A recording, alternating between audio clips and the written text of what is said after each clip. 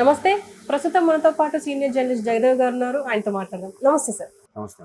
Sir, bettings Godavari జిల్లాలో జరిగే ఈ బెట్టింగ్స్ మొదటనేమో 60 సీట్లతో కూడా రావు వైసీపీకి అన్నారు. తర్వాత ఇప్పుడు 110 సీట్లు రావడంతో పాటు సీఎం అవుతారు జగన్ అని చెప్పేసి అంటున్నారు. ఈ బెట్టింగ్స్ ఏమైనా ఎలక్షన్స్ మీద ఏమైనా ఎఫెక్ట్ చూపిస్తాయంటారా? ఎలక్షన్స్ మీద ఎఫెక్ట్ కాదు, కానీ ఇది ఒక రకమైన రివర్స్ ర్యాగింగ్ బెట్టింగ్ అని నా అభిప్రాయం. అంటే బెట్టింగ్ అనేది మాఫియా. అంటే ఎలా ఉంటుందంటమ్మా, ఏదైతే రాదో దానికి హైప్ చేసి ఎక్కువ కలెక్ట్ చేసుకుంటే బెనిఫిట్ పొందేది బెట్టింగ్ నిర్వహించే వాళ్ళే కదా, వాళ్ళకే కదా పులి మీద సవారీ లాంటిది కదా. సో ఆ విధంగా ప్లాన్ వేస్తున్నారని నేను అనుకుంటున్నాను. ఎందుకంటే ఇప్పుడు ఏమైనా హైప్ క్రియేట్ చేస్తారంటే గోదావరి జిల్లాలో ఎక్కడైతే క్లీన్ స్వీప్ వస్తుందో అదే రాష్ట్రం అంతటా కూడా అలాగే జరుగుతుంది, వాళ్ళకే సీఎం కావాలి. ఇంతకుముందు 2014లో కూడా గోదావరి జిల్లాలో టీడీపీ వచ్చింది కాబట్టి చంద్రబాబు సీఎం అయ్యారు. అలాగే 2019లో గోదావరి జిల్లాలో ఎక్కువగా వైసీపీకి వచ్చింది కాబట్టి జగన్ సీఎం అయ్యారు. ఇప్పుడు కూడా గోదావరి జిల్లాలో వైసీపీ వస్తుంది అన్నట్టు క్రియేట్ చేస్తున్నారు. ఇప్పుడు అన్ని సర్వేలు అన్నీ కూడా టీడీపీ జనసేన కూటమికేనే ఫేవర్గా ఉన్నాయి అంటున్నాం. ఇప్పుడు గోదావరి జిల్లాలో పర్టికులర్గా ఆ కాపు సామాజిక వర్గం ఎక్కువగా ఉన్న నేపథ్యంలో, రాజులు సామాజిక వర్గం ఎక్కువగా ఉన్న నేపథ్యంలో టీడీపీకి జనసేనకే ఫేవర్గా ఉంటుంది అనుకున్న టైంలో వైసీపీ గెలుస్తుంది ఎందుకు బెట్టింగ్ హైప్ క్రియేట్ చేస్తున్నారు?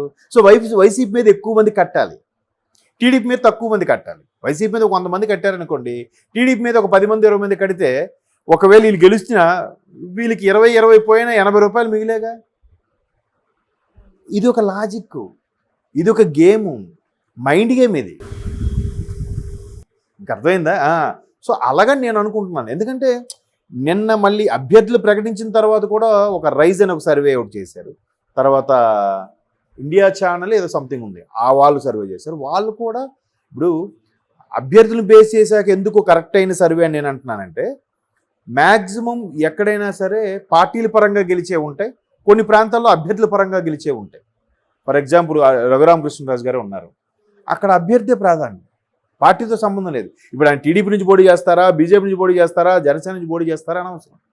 అల్టిమేట్గా రఘురామకృష్ణరాజు గారే గెలుస్తారు. భీమవరం సరౌండింగ్స్ అలాగే మాట్లాడుకుంటారు. ఫర్ ఎగ్జాంపుల్ లేదంటే శ్రీకాకుళం తీసుకోండి, అంటే నాకు తెలిసిన వరకే చెప్తున్నాను. రామ్మోహన్ నాయుడు గారు, అక్కడ పార్టీతో సంబంధం లేదు, రామ్మోహన్ నాయుడు గారు కనబడితే చాలా గుద్దేస్తారు. అంటే ఎర్రం నాయుడు గారికి ఉన్న క్రేజు, ఆ నేమ్ అటువంటిది. ఆయన బిడ్డగా ఈయన కూడా జనాల్లోకి వెళ్తూ అంత బాగా మాట్లాడుతూ వాళ్ళందరితో కలిసిపోతూ వాళ్ళ కోసం ఫైట్ చేస్తూ ఉన్నారు కాబట్టి రామ్మోహన్ నాయుడుకే అక్కడ ప్రాధాన్యం. అఫ్కోర్స్ టీడీపీ ఎర్రం నాయుడు గారి నుంచి ఇప్పటివరకు అందులో ఉన్నారు. ఆ తమ్ముడు అచ్చెన్నాయుడు గారు కూడా ఇప్పుడు రాష్ట్ర అధ్యక్షులు కాబట్టి. సో ఆ ఫిక్స్ అనేది కొన్ని దగ్గరలో ఉంటుంది అభ్యర్థి ప్రాతినిధ్యం, బట్ పార్టీ పరంగా ఎక్కువ ఉంటుంది కదా. సో అభ్యర్థులు ప్రకటించాక చేసే సర్వే ఏదైతే ఉందో అది రిజల్ట్కి, నిజంగా వచ్చే రిజల్ట్కి దగ్గరగా వెళ్తుందని నా అభిప్రాయం. ఇప్పుడు అభ్యర్థులు కూడా ప్రకటించేశారు కాబట్టి ఏప్రిల్ 1 తర్వాతే చేసిన సర్వే కాబట్టి మ్యాక్సిమం ఒక్కొక్క నియోజకవర్గానికి 7,000 మంది వరకు సర్వే చేస్తే టీడీపీకి ఎక్కువ వచ్చే ఛాన్సెస్ ఉన్నాయని కూడా చెప్పారు. అంటే చాలామంది వెక్స్ అయిపోయారు. ఇప్పుడు ఏదైతే పెన్షన్లు ఉన్నాయి, పెన్షన్లు చంద్రబాబు ఎందుకు ఆపేస్తాడమ్మా? చంద్రబాబు అని చెప్పాడా? అసలు ఖజానాలో అమౌంట్ లేకపోతే చంద్రబాబు ఎందుకు ఆపేస్తాడు? ఇంతకుముందు జీతాలు పెన్షన్లు ఇవ్వలేదు, 10వ తేదీ 12వ తేదీ వేస్తున్నారు, అప్పుడు కూడా చంద్రబాబే ఆపేశాడా? అట్లా క్రియేట్ చేస్తున్నారు. పైగా ఎలక్షన్ కమిషన్ ఏం చెప్పింది? వికలాంగులకి వయోవృద్ధులకి ఇంటికెళ్ళి ఇవ్వండి అన్నది. మరి అది కల్పించవచ్చు కదా, కావాలని ఇవ్వట్లేదు. అంటే ఇవ్వకుండా వాళ్ళు ఇబ్బంది పడితే ఈ ఇంపాక్ట్ చంద్రబాబు మీద తోసి వచ్చని ప్లాన్. మరి అదే దానికి సంబంధించి హైకోర్టుకి అప్పీల్ కూడా చేశారు. హైకోర్టు ఏముంది, మరి పక్క రాష్ట్రాలు కూడా ఇది వాలంటీర్ సిస్టమ్ లేదు కదా, మరి పక్క రాష్ట్రాలు ఎలా పెన్షన్లు ఇస్తున్నారని అడిగింది. ఆన్సర్ లేదు. ఇది చుట్టుపక్కల రాష్ట్రాల్లో కూడా పెన్షన్లు ఉన్నాయి కదా, మరి అక్కడ వాలంటీర్ వ్యవస్థ లేదుగా. ఎక్కడో ఎందుకు తెలంగాణలోనే వాలంటీర్ వ్యవస్థ ఉందా? మరి ఆ పెన్షన్ అందుతున్నాయి ముసలి వాళ్ళకి, వికలాంగులకి, మరి అక్కడ అందట్లేదా? ఇది ఎవరికి అర్థమవుద్ది? ఎంతో కొంత నాలెడ్జ్ చదువుకున్నాడికి అర్థమవుద్ది. ఆ ముసలి వాళ్ళకి ముతకలకి వాళ్ళకి అవును కావాలి, నిజమే కావాలని అనుకుంటారు. సో ఆ పర్సంటేజ్ బట్టి వీళ్ళు బేస్ చేసి చేయొచ్చు. కానీ అందుకే సర్వే ఏం చేస్తారు, ముసలి ముతక లాంటి వాళ్ళకి, ఉద్యోగులకి, నిరుద్యోగులకి, ఒక రకమైన కూలీలకి, ఇట్లా రకరకాలుగా శాంపిల్ తీసుకొని శాంపిలింగ్ సర్వే అనేది ఉంటుంది. సో అక్కడ కూడా టీడీపీ జనసేన కూటమికే ఫేవర్గా ఉంది కదా. కాబట్టి దీన్ని బెట్టింగ్ రాయిలు ఇప్పుడు ఇది వైసీపీ మీద హైప్ తెచ్చారంటే వైసీపీ మీద ఎక్కువ కడితే వాళ్ళకి బెనిఫిట్ కదా. లేదంటే కట్టి ఒక్కొక్కడికి తిరిగి నష్టం ఇచ్చుకోవాలి. అందరూ టీడీపీ జనసేన మీద కడితే వీళ్ళ పరిస్థితి ఏంటి? వీడు ఇంకా ఆస్తులు అమ్ముకొని తిరిగి వాళ్ళకి ఇవ్వాలి అంతే కదా. రూపాయికి 10 రూపాయలు ఉంటే రూపాయికి రూపాయి ఉంటుంది బెట్టింగ్. నేను ఓడిపోతే 10 రూపాయలు నువ్వు తీసుకో, నేను అనుకున్నది గెలిస్తే నాకు 100 రూపాయలు ఇవ్వాలంటాడు. అలా బెట్టింగ్లు కూడా ఉంటాయి. 10 రూపాయలకి 10 రూపాయలు ఉంటుంది, 10 రూపాయలకి 100 రూపాయలది ఉంటుంది బెట్టింగ్. అప్పుడు ఏం చేయాలి? వీడు ఆస్తులు అమ్ముకోవాలి కదా. అందుకు ఈ రకమైన మేబీ ఆ పార్టీకి చెందిన వాళ్ళే క్రియేట్ చేస్తున్నారేమో. ఇది చెప్తున్నాను కదమ్మా, నిజంగా పాలిటిక్స్ లాంటి గేమ్ ఎవడు కనిపెట్టాడు కానీ ఆ భగవంతుడికి హ్యాట్స్ ఆఫ్. ఎటువంటి రూల్స్ అండ్ రెగ్యులేషన్స్ లేని గేమ్ అది. మీరు ఎలాగైనా ఆడుకోవచ్చు. పక్కోడిని తన్ని వాడిని చంపేసైనా ఆడొచ్చు. పాలిటిక్స్, రాజకీయం, దానికి ఇలాగా చంపకూడదు, విమర్శించకూడదు, ఎట్లాంటి ప్రోపగాండా చేయకూడదు, ఏం లేవుగా. మీ ఇష్టం ఎలాగైనా ఆడుకోవచ్చుగా. సో అట్లాగా బెట్టింగ్ రాయిలు చేసిన హైప్ అని నేను అనుకుంటున్నాను. చూద్దాం, వెయిట్ అంటే చాలామంది చెప్పేది ఏంటంటే రాయలసీమ వరకు మోస్తరుగా బాగా వైసీపీకి వస్తుంది, తర్వాత ఉత్తరాంధ్రలో కొన్ని ప్రాంతాల వరకు వస్తుంది, కానీ మిగతా ఎక్కడ కూడా వైసీపీ అంతగా రాకపోవచ్చు అనే ఎక్కువ మంది దగ్గర నేను విన్నది.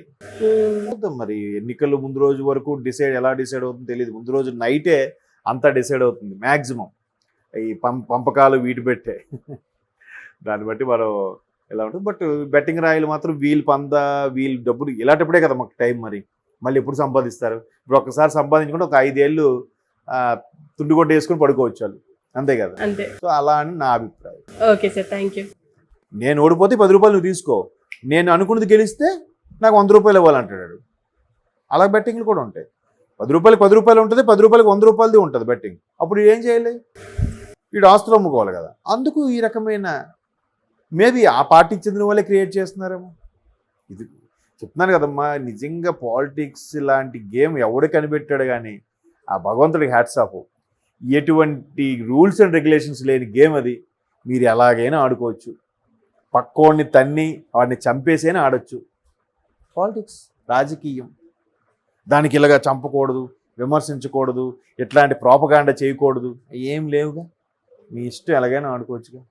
సో అట్లాగా బెట్టింగ్ రాయిలు చేసిన హైప్ అని నేను అనుకుంటున్నాను. చూద్దాం, వెయిట్ అంటే చాలామంది చెప్పేది ఏంటంటే రాయలసీమ వరకు మోస్తరుగా బాగా వైసీపీకి వస్తుంది, తర్వాత ఉత్తరాంధ్రలో కొన్ని ప్రాంతాల వరకు వస్తుంది, కానీ మిగతా ఎక్కడ కూడా వైసీపీ అంతగా రాకపోవచ్చు అనే ఎక్కువ మంది దగ్గర నేను విన్నది.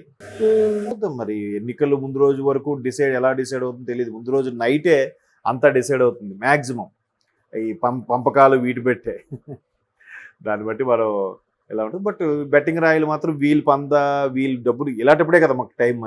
మళ్ళీ ఎప్పుడు సంపాదిస్తారు? ఇప్పుడు ఒక్కసారి సంపాదించుకుంటే ఒక 5 ఏళ్ళు తుండుగొడ్డ వేసుకొని పడుకోవచ్చు వాళ్ళు, అంతే కదా. సో అలా అని నా అభిప్రాయం. Okay sir, thank you. వీడు ఆస్తులు అమ్ముకోవాలి కదా. అందుకు ఈ రకమైన మేబీ ఆ పార్టీకి చెందిన వాళ్ళే క్రియేట్ చేస్తున్నారేమో. ఇది చెప్తున్నాను కదమ్మా, నిజంగా పాలిటిక్స్ లాంటి గేమ్ ఎవడు కనిపెట్టాడు కానీ ఆ భగవంతుడికి హ్యాట్స్ ఆఫ్. ఎటువంటి రూల్స్ అండ్ రెగ్యులేషన్స్ లేని గేమ్ అది.